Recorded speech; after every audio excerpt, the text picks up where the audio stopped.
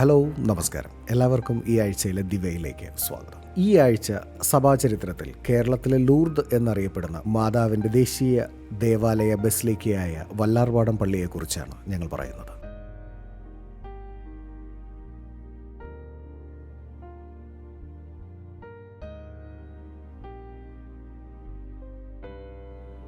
ജാതിമതഭേദമന്യേ കേരളത്തിൻ്റെ എല്ലാ ഭാഗങ്ങളിലും പുറത്തുമുള്ള ആളുകൾ ഇവിടെ പരമ്പരാഗതമായി വല്ലാർപാടത്തമ്മ എന്നറിയപ്പെടുന്ന യേശുവിൻ്റെ അമ്മയായ മറിയത്തിൻ്റെ അനുഗ്രഹം തേടിയെത്തുന്നു. അറബിക്കടലിൻ്റെ റാണിയായ കൊച്ചിക്ക് നിരവധി ചെറുദ്വീപുകളുണ്ട്. 6 കിലോമീറ്റർ മാത്രം വിസ്തൃതിയുള്ള വല്ലാർപാടം ദ്വീപാണ് അതിൽ പ്രധാനം. വല്ലാർപാടം മാതാവിൻ്റെ മഹത്തായ ബസിലിക്ക നിലകൊള്ളുന്നത് ഈ ദ്വീപിലാണ്. 2004 വരെ വല്ലാർപാടത്തേക്കുള്ള പ്രവേശനം ബോട്ട് സർവീസ് വഴിയായിരുന്നു. ഇന്ന് ഗോശ്രീ പാലത്തിലൂടെ ഭക്തർക്ക് വളരെ വേഗം സുഗമമായി എത്തിച്ചേരുവാൻ കഴിയുന്ന ഇടമായി മാറി. പോർച്ചുഗീസ് മിഷണറിമാരുടെ വരവോടെയാണ് ഇന്ത്യയിൽ വൻതോതിലുള്ള മതപരിവർത്തനവും ലാറ്റിനൈസേഷനും ആരംഭിച്ചത്. പോർച്ചുഗീസുകാർ കൊളോണിയലിസ്റ്റുകളും പള്ളി വാസ്തുവിദ്യയിൽ പ്രാവീണ്യമുള്ള ശക്തരായ ക്രിസ്ത്യാനികളുമായിരുന്നു. കേരളത്തിൽ പ്രത്യേകിച്ച് ക്രിസ്ത്യനാധിപത്യമുള്ള പ്രദേശങ്ങളിൽ അവർ കോളനികൾ രൂപീകരിച്ചുവെന്നതിൽ സംശയമില്ല. എന്നാൽ അതിലുപരി അവർ മനോഹരമായ പള്ളികൾ പണിതു. അവർ നിർമ്മിച്ചത് വല്ലാർപാടത്താണ്. യഥാർത്ഥത്തിൽ വല്ലാർപാടത്തെ തകർന്ന പള്ളിയുടെ പുനർനിർമ്മാണമായിരുന്നു അത്. പരിശുദ്ധാത്മാവിൻ്റെ പേരിലുള്ള ഏഷ്യയിലെ ആദ്യത്തെ പള്ളി 1524 പെന്തക്കോസ്ത് ദിനത്തിൽ വല്ലാർപാടത്തെ ക്രിസ്ത്യാനികളെ ലത്തീൻ ആരാധനാക്രമത്തിൽ കൂട്ടത്തോടെ സ്വീകരിച്ചു. ആ സംഭവത്തിൻ്റെ സ്മരണയ്ക്കായി പോർച്ചുഗീസ് മിഷണറിമാർ പരിശുദ്ധ കന്യാമറിയത്തിൻ്റെ ഛായാചിത്രത്തോടുകൂടി ഒരു ബലിപീഠം സമർപ്പിച്ചു. അവർ പോർച്ചുഗീസിൽ നിന്ന് കൊണ്ടുവന്നതാണ് ഈ ചിത്രം. ഈ ബലിപീഠത്തിൽ പ്രാർത്ഥിച്ചതിന് ശേഷം നിരവധി ആളുകൾ അത്ഭുതകരമായ രോഗശാന്തി അനുഭവിച്ചു. മറ്റുള്ളവർക്ക് ശക്തമായ സംരക്ഷണ ബോധം. അന്നു മുതൽ പരിശുദ്ധാത്മാവിനെയും മറുവിലയുടെ മാതാവിനെയും വളരെ ഗംഭീരമായി ആഘോഷിക്കുന്നു.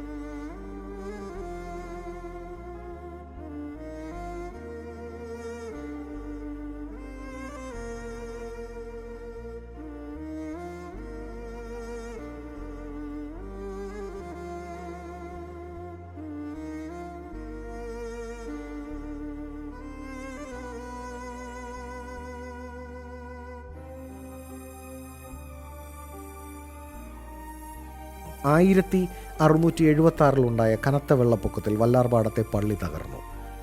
മാതാവിൻ്റെ ഛായാചിത്രം നദിയിൽ നഷ്ടപ്പെട്ടു.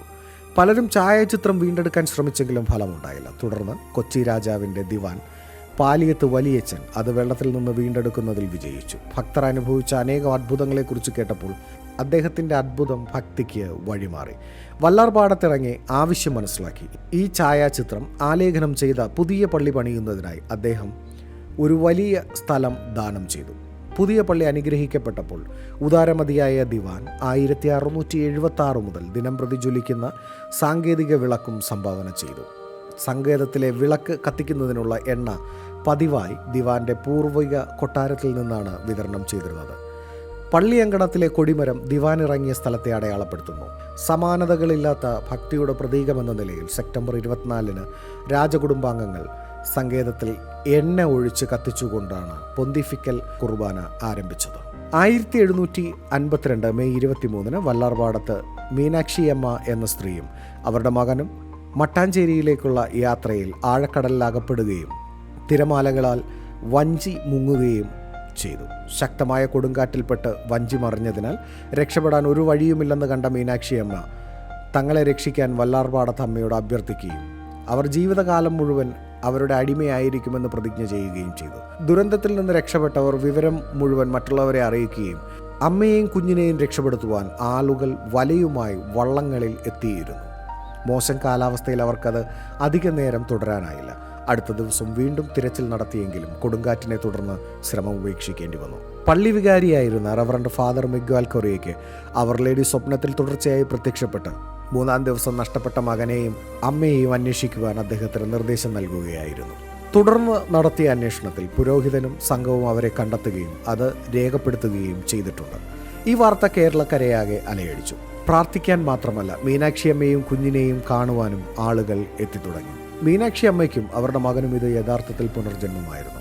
അവർ മറിയാമ്മയും യേശുദാസായും സ്നാനപ്പെട്ട് വല്ലാർപാട മാതാവിൻ്റെ ഉറച്ച ഭക്തരാവുകയും തങ്ങളുടെ കടപ്പാട് പ്രകടിപ്പിക്കുകയും ചെയ്തു. അവളുടെ വാഗ്ദാനത്തിൽ വിശ്വസ്തരായി അവർ തങ്ങളുടെ ജീവിതകാലം മുഴുവൻ പള്ളിമുറ്റത്ത് അവർക്കായി അത്ഭുത കാര്യങ്ങൾ ചെയ്ത ദൈവത്തെ സ്തുതിച്ചു. സെപ്റ്റംബർ 24 മുതൽ 9 ദിവസം നീണ്ടു നിൽക്കുന്ന അവർ ലേഡി ഓഫ് റാൻസം തിരുനാൾ ആഘോഷിക്കുന്നു. സെപ്റ്റംബർ 16 പതാക ഉയർത്തുന്നു. വല്ലാർപാടം നിവാസികൾക്കായി റിട്രീറ്റ് പ്രാസംഗികർ നടത്തുന്ന 5 ദിവസത്തെ ബൈബിൾ കൺവെൻഷൻ ഓഗസ്റ്റ് മാസം അവസാനം മുതൽ ഒക്ടോബർ മാസത്തിൻ്റെ ആരംഭം വരെ നടത്തപ്പെടുന്നു. എല്ലാ വർഷവും തങ്ങളുടെ മാതാവിൻ്റെ ജനന തിരുനാൾ കഴിഞ്ഞ ഞായറാഴ്ച അതിരൂപത മുഴുവൻ കുടുംബമായി കാൽനട തീർത്ഥാടനം നടത്തുന്നു. ആർച്ച് ബിഷപ്പുമാരും വൈദികരും മതവിശ്വാസികളും എല്ലാ അൽമായരും ഈ തീർത്ഥാടനം നടത്തുന്നു. അതൊരു അതിമനോഹരമായ അനുഭവമാണ്.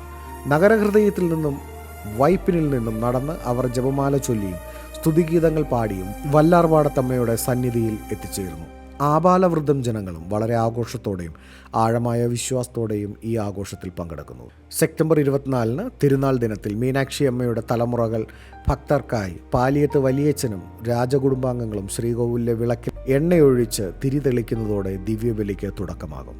എല്ലാ ശനിയാഴ്ചകളിലും വല്ലാർപാടം മാതാവിനോടുള്ള നോവേനയും പ്രാർത്ഥനയും എല്ലാ മാസവും 2-ാം ശനിയാഴ്ച പ്രത്യേകിച്ച് രോഗശാന്തി ശുശ്രൂഷകളും നടത്തപ്പെടുന്നു. വല്ലാർപാടം മാതാവിൻ്റെ ദേശീയ ദേവാലയ ബസിലിക്കയിലേക്ക് ഒഴുകിയെത്തുന്ന അസംഖ്യം തീർത്ഥാടകർ അത് ദൈവികമായ സംരക്ഷണത്തിൻ്റെ മേലങ്കി മാത്രമല്ല, കൃപയും മഹത്വവും പുറപ്പെടുവിക്കുന്ന ഒരു കേന്ദ്രം കൂടിയാണ് വല്ലാർപാടം. ഓശാന ഞായറാഴ്ച കുരുത്തോലകൾ പിടിച്ച് മീനാക്ഷി അമ്മയുടെയും കുടുംബ വീടായ പള്ളിയിൽ വീട്ടിൽ നിന്ന് ആരംഭിക്കുന്നു. ഈ ഘോഷയാത്രയിൽ ആയിരക്കണക്കിന് ആളുകൾ പങ്കെടുക്കുന്നു.